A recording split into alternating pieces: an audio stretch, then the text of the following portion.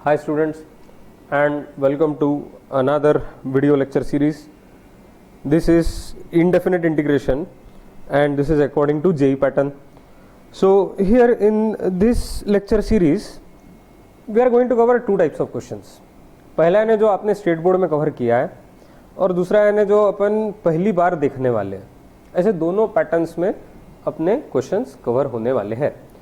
और एक बात आपको ध्यान में रखनी है कि जैसे इसमें ऑब्जेक्टिव्स में अपन जितने ज़्यादा शॉर्टकट्स यूज़ कर सकते हैं उतना अच्छा. इंडेफिनिट इंटीग्रेशन जेई में काफ़ी टफ हो जाता है, सीईटी में काफ़ी आसान है और स्टेट बोर्ड में ठीक ठाक है, आसानी है बोल सकते हैं.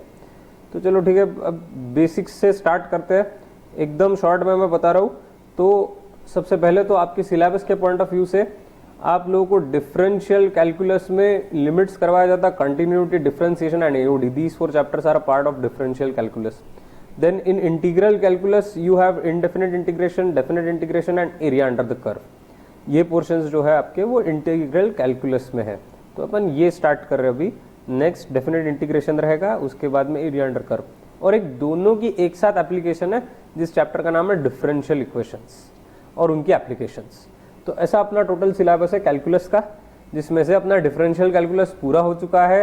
अपन अभी इंटीग्रल कैलकुलस पे शिफ्ट हो रहे हैं, right. So now what is integration. So in short, क्योंकि आप लोगों को सब कुछ पहले से पता है, इंटीग्रेशन यानी सिर्फ एक प्रिमिटिव रहता है. प्रिमिटिव मीन्स अगर एक आधा फंक्शन आपके पास में है, सपोज एफ ऑफ एक्स, आपने उसका डेरिवेटिव निकाला f dash of x, you have differentiated it. Now if you have this differentiation of F dash of x and if you integrate it, so integral of F dash of x is called as f of x. साथ में आपको पता है plus सी भी लगाते हैं, क्योंकि constant का डेरिवेटिव जीरो होने की वजह से एफ ऑफ एक्स के साथ कोई कांस्टेंट था क्या, ये रिस्क नहीं ले सकते, इसलिए अपन सी डालते हैं.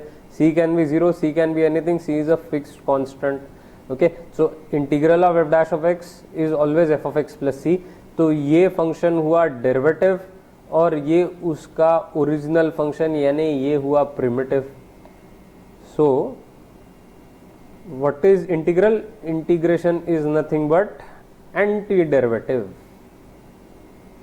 इंटीग्रेशन को एंटी डेरिवेटिव भी बोलते हैं, और यानी डेरिवेटिव के रिवर्स प्रोसेस है और कुछ नहीं. और साथ में एक डेफिनेट इंटीग्रेशन करके पोर्शन है, फिर उसमें अपन एरिया अंडर द कर्व कैसा आता वगैरह वो सब डेफिनेशंस देखते हैं. बट इनडेफिनेट इंटीग्रेशन का तो बेसिकली यही यूज है, इससे ज़्यादा और कुछ भी नहीं.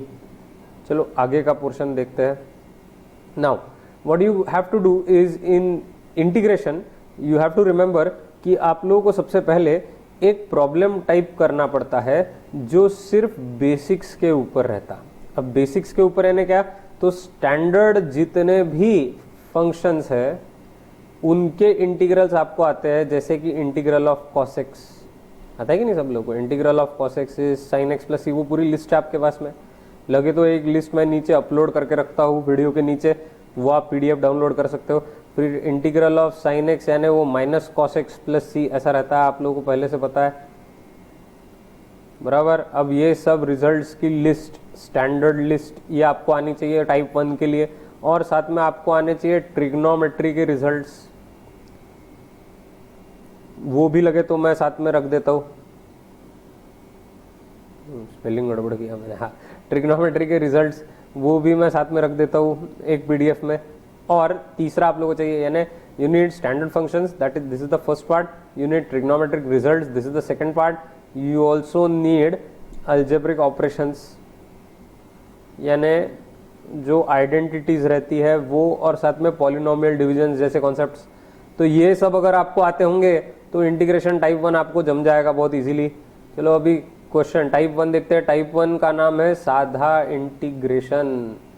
साधा इंटीग्रेशन के ऊपर आज मैं आपको एक्सरसाइज देने वाला हूँ और साधे इंटीग्रेशन के कुछ प्रॉब्लम्स अपन लेने वाले हैं. बहुत आसान है. Okay, so this is question number 1. Let's start from there. पहला क्वेश्चन है integral of x cube minus x square plus x plus 1. Integral of x cube minus x square plus x minus 1. ये question में थोड़ा सा एक minute, हाँ, -1 divided bye x minus 1 dx, ऐसा problem है पहला। ओके नाउ ये सब लोगों को पहले से आता है तो डायरेक्टली वीडियो स्किप करना, ज़्यादा टेंशन नहीं है, लास्ट में चेक कर लेना आंसर आता है कि नहीं आप लोगों का। So now students here apply polynomial division. क्यों पॉलिनोमियल डिवीजन अप्लाई करते वो?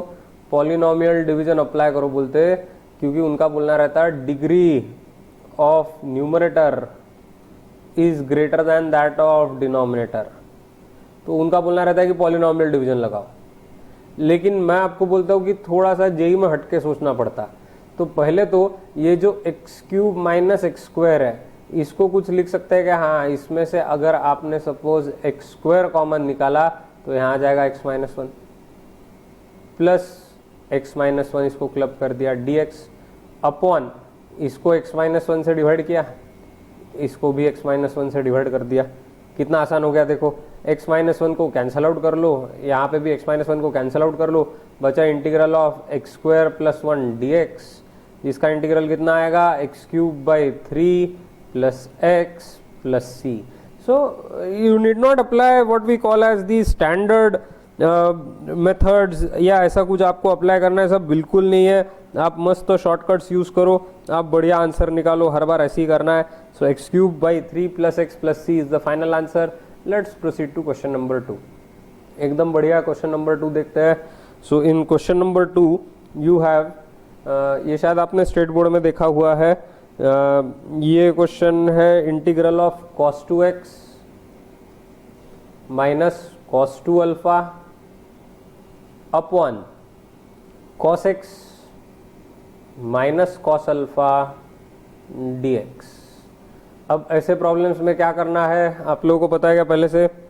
Now think about this, there is a problem with cos 2x and cos 2 alpha. आपको ये रियलाइज होना चाहिए कि ये जो टर्म्स है 2 एंगल वाली, डबल एंगल, ये 2x ये 2 अल्फा, ये तकलीफ वाला पार्ट है।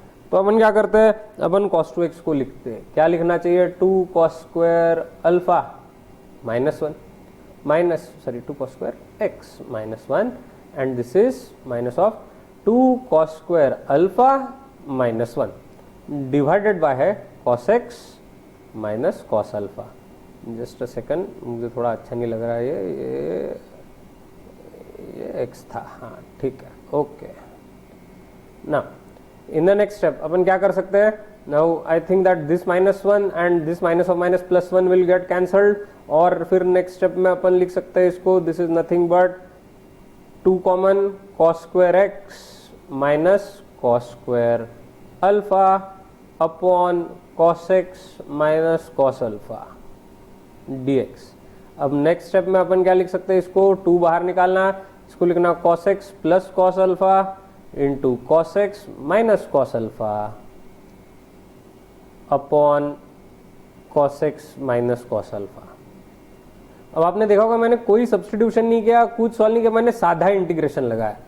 तो ट्वाइस यानी क्या आ रहा है देखो, इंटीग्रल ऑफ cos x यानी क्या बनेगा? इंटीग्रल ऑफ cos x बन जाएगा sin x बराबर, और साथ में cos ऑफ अल्फा था, cos alpha is a constant, वो बाहर लिया तो 1 dx बचेगा जिसका इंटीग्रल x रहता है, यानी यहाँ आ जाएगा x cos ऑफ अल्फा और बाहर रहेगा plus C. I hope it is clear to all of you, और जिन्होंने डायरेक्टली सॉल्व किया था खुद से, आपका आंसर भी टैली हो रहा हो। Let's proceed to question number 3। अब नेक्स्ट क्वेश्चन, इसमें अब आज के लेक्चर में मैं सिर्फ आप लोगों से ऐसे प्रॉब्लम्स करवा रहा हूँ जो आपने पहले भी किए हुए हैं या उससे सिमिलर किए। साधा इंटीग्रेशन एकदम सिंपल, dx अपॉन, कोई इंटीग्रल की टेक्निक नहीं यूज करनी, सिर्फ ट्रिग्नोमेट्री यूज करना या फिर अलजेब्रा यूज करना या फिर बेसिक मैथमेटिक्स यूज करना। सो dx upon tan x plus cot x plus sec x plus cosec x। Now this is the problem in front of you. अब ये जब प्रॉब्लम अपने सामने रहता है तो नेचुरली अपने पास देखो सब्स्टिट्यूशन तो कुछ भी नहीं करना है यहाँ पे, ये साधा इंटीग्रेशन प्रॉब्लम टाइप है। प्रॉब्लम टाइप आइडेंटिफाई करना ही इंटीग्रेशन का खेल है सबसे पहले तो, लेकिन आज अपन अभी जो पहले के 5-10 क्लासेस है उसमें अपन टाइप आइडेंटिफाई नहीं करेंगे, अपन टाइप वाइज चलेंगे। फिर आगे मैं 1-2 क्लासेस लूंगा जिसमें आपको टाइप आइडेंटिफाई करना सिखाऊंगा। अब ये जो क्वेश्चन है integral of d x upon tan x plus cot x plus sec x plus cosec x, इसमें आपको ये दिख रहा है कि ये स्टैंडर्ड फंक्शन सही नहीं, tan is dependent on sine and cos, cot is dependent on sine and cos, sec cosec all of them are dependent on sine and cos, so why not take a common ground here. तो यहाँ लिखना पड़ेगा D x upon ये कितना आएगा tan x यानी कितना आ जाएगा, that is going to be, चलो ये थोड़ी सी ना आगे जगह लग सकती है मुझे सिर्फ इसको ब्रेक करने दो। हाँ, so tan x is how much, इसको क्या लिखना, this is written as sine x upon cos x plus cos x upon sine x plus 1 upon cos x plus 1 upon sine x बराबर। नेक्स्ट स्टेप में इसको integral of d x upon LCM ले लेते हैं। LCM लेने पे कितना आएगा, ये आने वाला है sine square x plus cos square x plus sine x plus cos x, और पूरे डिवीजन में है साइन एक्स कॉस एक्स, बराबर है कि नहीं, पूरे डिवीजन में साइन एक्स कॉस एक्स। अब इसके बाद में अपन क्या कर सकते हैं कि ये जो साइन एक्स कॉस एक्स है ये डिनोमिनेटर के डिवीजन में इसको ऊपर फेंक देते हैं, तो ये आ जाएगा फिर sine x cos x D x upon sine square x plus cos square x, ये होने वाला है 1, और यहां पे आ जाएगा 1 plus sine x cos x, sine x plus cos x. अब नेक्स्ट स्टेप में अपन क्या करेंगे, that in the next, now this is important, try and understand this. देखो इसमें मैं एक भी सब्स्टिट्यूशन नहीं करना चाहता हूं, at the same time I don't want to use a very complicated method. What I am going to do is, ये देख लो, हाँ ये खेल देख लो आप लोग, मैं क्या करने वाला हूँ, मल्टीप्लाई एंड डिवाइड बाय 2 कर लेते, सबसे पहले मल्टीप्लाई एंड डिवाइड बाय 2 कर लेते हैं। ओके, ये स्टेप सबको ध्यान में आ गई होगी। अब 1/2 यहाँ रहेगा। अब नेक्स्ट स्टेप में इसी के अंदर ऐड 1 और सब्ट्रैक्ट 1 कर लेते हैं, समझ लो ये मेथड, ऐड 1 और सब्ट्रैक्ट 1 किया मैंने, correct, 1 plus sine x plus cos x D x. अब ये जो दिख रहा है आपको 1 plus 2 sine x cos x, यानी एक्चुअली ये 1 प्लस साइन 2x है कि नहीं, और 1 प्लस साइन 2x क्या रहता है, 1 प्लस साइन 2x रहता है cos x plus sine x the whole square, सही बात है कि नहीं। तो ये 1/2 टाइम्स यहां लिखेंगे integral of sine x plus cos x the whole square, और बाजू में -1, इसको लिखेंगे 1 स्क्वायर। मैंने क्या किया, मैंने ट्राई किया कि मैं डिनोमिनेटर की टर्म न्यूमरेटर में लाऊं, ये मेरा पूरा ट्रायल था।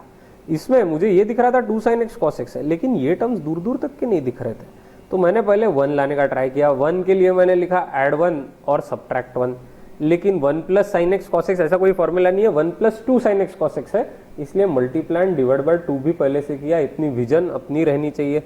अब एक लास्ट स्टेप लगानी है, यहाँ पे लगाएंगे, this is written as a square minus b square form, जिसको लिखना a minus b into a plus b, यानी ये आता sine x plus cos x -1 into sine x plus cos x plus 1 divided by of course 1 plus sine x plus cos x, और बाजू में ये बैल की तरह dx आया। हाँ, अब ये 1 plus sine x cos x, ये 1 plus sine x cos x हो गया, कैंसल आउट। अब फाइनल आंसर निकालना है 1/2 times what is integral of sine x, it is always minus cos x, what is integral of cos x, it is sine x, what is integral of 1, it is x, और बाहर plus सी।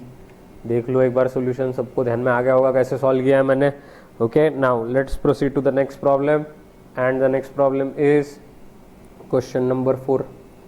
मैं यहाँ पे फिर से सादा integration continue कर रहा हूँ, सादा इंटीग्रेशन।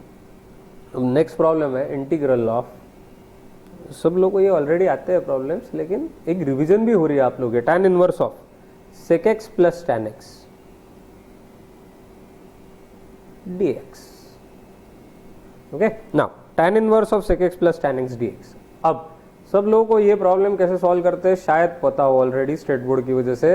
यहाँ tan इनवर्स ऑफ लिखना, sec x को लिखना कितना लिख सकते हैं, 1 cos x, plus tan x को लिख सकते हैं sin x cos x। So you already know about this and this is the process that we are going to apply. Okay, next step में यहाँ पे अपन लिखेंगे tan inverse of 1 plus sine x upon cos x dx। Next step में अपन लिखेंगे इसको tan inverse of, पहले से आपको आता है 1 प्लस साइन एक्स, यानी क्या लिखेंगे cos x bar 2 plus sine x bar 2 the whole square बराबर। और cos x को क्या लिखेंगे, it is written as cos square x bar 2 minus sine square x bar 2। Now in the next step you know about it already, tan inverse of, यहाँ cos x bar 2 plus sine x bar 2 the whole square ऐसे ही रहेगा। Denominator को a minus b into a plus b form में cos of x bar 2 minus sine of x bar 2 into cos of x bar 2 plus sine of x bar 2 dx, right? Now in the next step you can cancel out 1 cos of x bar 2 plus sin of x bar 2 term from numerator and denominator. That will give you tan inverse of cos of x bar 2 plus sin of x bar 2 upon cos of x bar 2 minus sin of x bar 2. अब next step में अपन क्या करेंगे, यहाँ पे next step में अपन cos of x bar 2 से divide करेंगे, यहाँ आ जाएगा tan inverse of 1 plus tan of x bar 2 upon 1 minus tan of x bar 2। अब ये भी स्टेप सबको बचपन से पता है, ये 1 को लिखना tan पाई बाय 4, यहाँ पे भी 1 इंटू लिख देना, फिर से ये 1 को लिखना tan pi by 4। So this is actually tan a plus tan b upon 1 minus tan a tan b, which is tan inverse of tan of x by 2 plus pi by 4. Now tan inverse operated on tan will get cancelled. You will be left with just x by 2 plus pi by 4, जिसका इंटीग्रल कितना आने वाला है, it is going to be x square by 4 plus pi by 4 x plus सी। ये सबको standard results आते हैं, अज्यूम करके मैं आगे बढ़ रहा हूँ। Okay, will solve question number 5। Next question, अच्छा नेक्स्ट क्वेश्चन में अभी आप लोगों को मैं ये वाला क्वेश्चन देता हूँ। एक integral of 2 to the power x plus 3 to the power x upon 5 to the power x dx, साधा इंटीग्रेशन। अब मैक्सिमम लोग यहाँ कुछ ना कुछ सोचते हैं कि सब्सटीट्यूशन की वजह से आदमी पागल हो जाता है सबसे पहले तो इंटीग्रेशन में, तो उसको लगता है हर चीज़ में सब्सटीट्यूट ही करो। लेकिन ये प्रॉब्लम इतना चिल्लर है, ये क्लिक नहीं होता, बाकी कुछ इसका प्रॉब्लम नहीं है। Sir 2/5 whole to the power x लिख सकते हैं plus 3/5 whole to the power x लिख सकते हैं। मैंने क्या किया, actually I have separately divided this term to both these terms in the numerator. इससे मुझे ऐसा मिला integral of a to the power x की तरह। क्या रहता है integral of a to the power x? It is always integral of a to the power x is a to the power x upon log of a। ऐसा रहता है कि नहीं? यानी ये क्या आ जाएगा, देखो this is going to be 2/5 to the power x upon log of 2/5 plus 3/5 to the power x upon log of 3/5 plus c। Question number 6 एकदम आसान। क्वेश्चन नंबर 6 लेते हैं। Okay, this one, integral of sin to the power 6x plus cos to the power 6x upon sin square x cos square x। अब मुझे तो लगता है कि ये पूरे गांव को पहले से पता है कि यहाँ क्या करना, ऐसे मुझे लगता है। अब इसको लिखना चाहिए, this can be written as sin square x the whole cube plus cos square x the whole cube upon sin square x cos square x dx।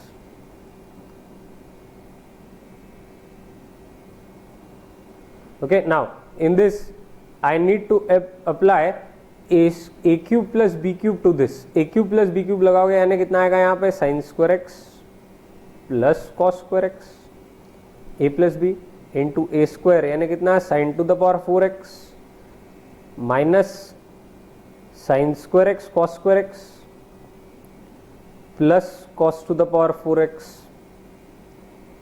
Upon sin square x cos square x। बराबर है कि नहीं, देख लो। Correct है. Now what I can do is I can just write sin square x cos square x as 1, ऐसा मेरे पास में आ जाता है यानी, और उससे मेरे पास में जो टर्म रिमेनिंग है वो क्या रहेगी, ए क्यूब प्लस बी क्यूब में से ये ए प्लस बी हो गया, ये हो गया 1. तो मेरे पास में अभी ऐसी टर्म्स रिमेनिंग है ना, sign to the power 4x minus sine square x cos square x plus cos two the power 4x upon sine square x cos square x. Correct है यहाँ तक के? Okay. Now in the next step what I can do is, ठीक है, मैं यहाँ पे separate कर सकता हूँ सबको. सेपरेट करने पे मेरे पास में क्या आएगा, देखो सेपरेट करने से मेरे पास में आ जाता है यहाँ पे sign to the power 4x upon sine square x cos square x minus 1 plus, ठीक, इंटीग्रल लगाने की जरूरत नहीं, एक ही सिंगल इंटीग्रल लेते हैं. Okay, right. ओके, तो plus cos two the power 4x upon sine square x cos square x. मैंने क्या किया, हर एक टर्म को individually sine square x cos square x से डिवाइड कर दिया. अब मेरा ये बोलना है कि ये जो साइन स्क्वायर एक्स है ये कैंसल आउट होकर साइन स्क्वायर एक्स मिला, ये cos square x cancel out होकर यहाँ कॉस स्क्वायर एक्स मिल गया. तो अब मेरे पास में जो टर्म्स है वो एक्चुअली ऐसी है, sine square x upon cos square x यानी tan स्क्वायर एक्स प्लस ये cos square x upon sine square x यानी कॉट स्क्वायर एक्स और बाजू में है -1 और dx. Now what is integral of tan square x, पहले उसको sec स्क्वायर एक्स -1 लिखना पड़ेगा. वैसे आप लोगों को आता है डायरेक्टली, लेकिन फिर भी पहला क्लास होने की वजह से मैं इतना ईमानदारी से लिख रहा हूँ. कॉट स्क्वायर एक्स को लिखना कोसेक स्क्वायर एक्स -1 और बाजू में -1 है ही. Now what is integral of sec square X, it is tan x. What is integral of cosec square X, it is minus cot X. बाजू में रहेगा -3 जिसका इंटीग्रल रहेगा -3x and plus c. So this should be your final answer. सब लोगों को ध्यान में आ रहा हो. Now let us check the last question. I think that is question number 7 है क्या ये? एक मिनट मुझे चेक करने दो. हाँ, question number 7. This is the last question in today's discussion. Question number 7 में यहाँ पे है, चलो ये क्वेश्चन लेते, एक मिनट रुक जाओ. हाँ, integral of x to the power 4 plus x square plus 1 upon x square minus x plus 1 dx.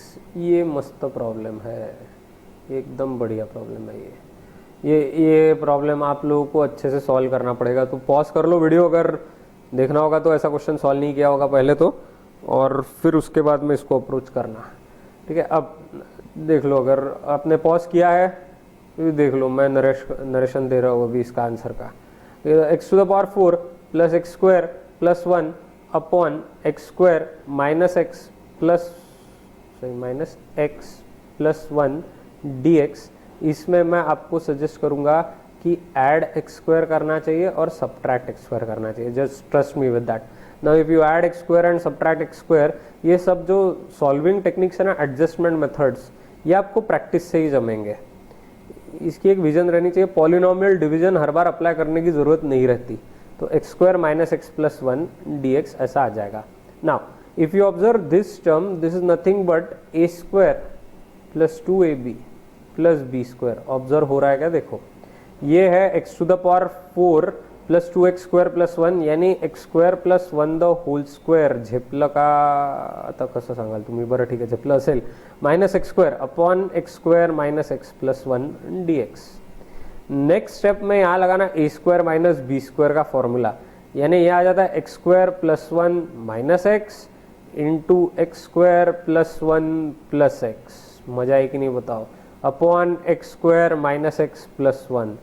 ऐसा मस्त सिंप्लीफाई हो गया. ये कैंसल आउट किया. Polynomial division, who is polynomial division? We don't know about him. X square का integral रहेगा x cube by 3, 1 का integral रहेगा एक्स का इंटीग्रल रहेगा x square by 2 plus c. That's the end. But I have a surprise for you.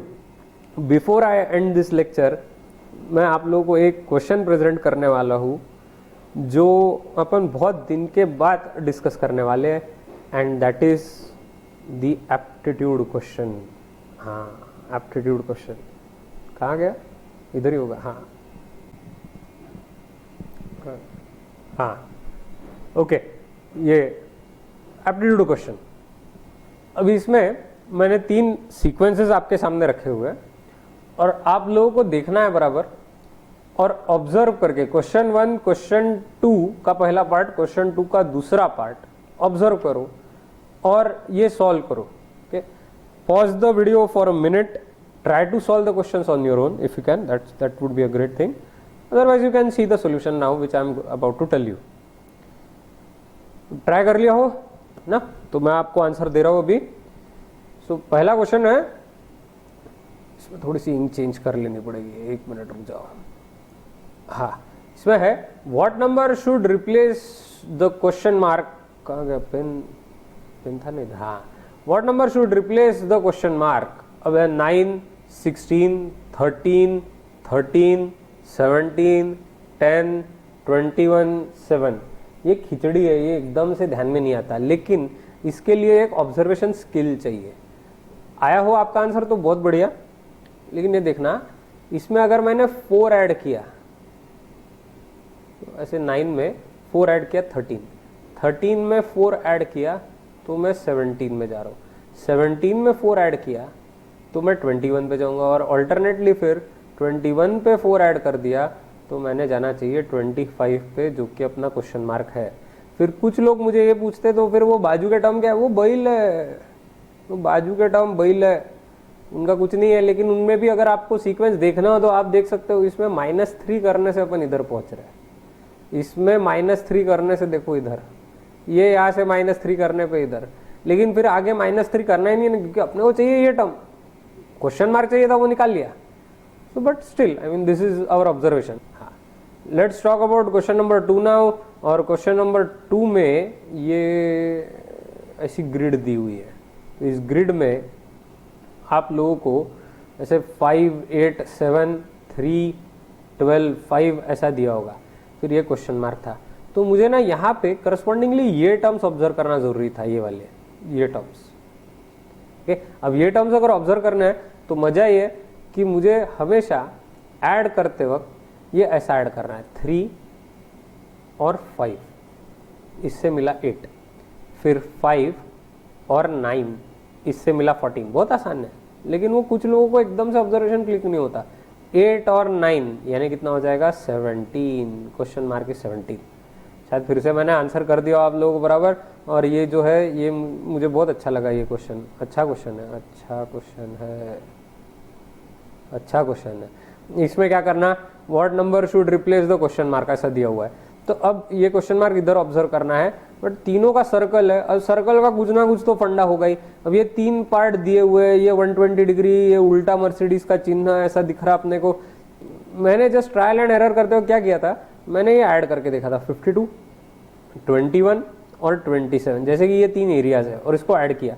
और अगर मैंने इनको ऐड किया ना तो ये 48 और 52 यानी आ जाता 100। मुझे एकदम अच्छा लगा, वाह 100 एंड बहुत स्टैंडर्ड टर्म है।